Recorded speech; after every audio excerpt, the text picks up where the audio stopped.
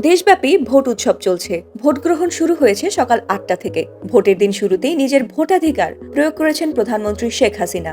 তিনি ঢাকার city college কেন্দ্রে ভোট দিয়েছেন। এ সময় তার সাথে ছিলেন ছোট বোন শেখ রেহানা ও কন্যা সায়মা ওয়াজেদ পুতুল। তারাও একই কেন্দ্রে তাদের ভোটাধিকার প্রয়োগ করেন। এর আগে সকাল ৭টা ৫৫ সিটি কলেজ কেন্দ্রে পৌঁছান শেখ হাসিনা। ভোট প্রদানের পরে জয়ের ব্যাপারে আশাবাদ প্রকাশ করে শেখ হাসিনা বলেন, নৌকা মার্কার জয়লাভ হবেই। আবারও তারা জনগণের সমর্থন নিয়ে সরকার গঠন করবেন।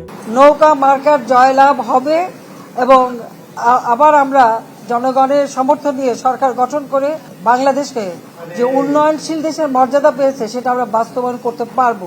এ সময় প্রধানমন্ত্রী বলেন, এই নির্বাচনের জন্য অনেক পরিশ্রম করেছে সরকার। গণতন্ত্রের ধারা অব্যাহত রাখতে গিয়ে অনেক জেল জুলুম সহ্য করতে হয়েছে। এরপরও মানুষের ভোটাধিকার মানুষের হাতে তুলে দিতে পেরেছি।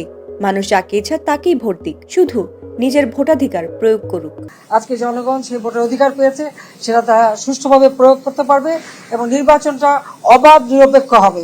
নির্বাচন সুষ্ঠু করতে দেশবাসীর প্রতি কৃতজ্ঞতা জানান শেখ হাসিনা। সবাইকে ভোট কেন্দ্রে আসার আহ্বান জানান তিনি। প্রধানমন্ত্রী আরো বলেন, বিএনপি জ্বালাও পোড়াও করে, তারা গণতন্ত্রে বিশ্বাস করে না।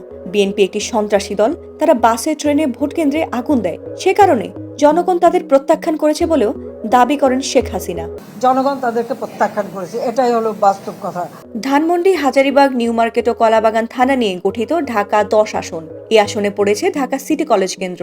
এই আসনে আওয়ামী লীগ প্রার্থী হিসেবে নির্বাচনে লড়ছেন ঢালিউড অভিনেতা ফেরদৌস আহমেদ।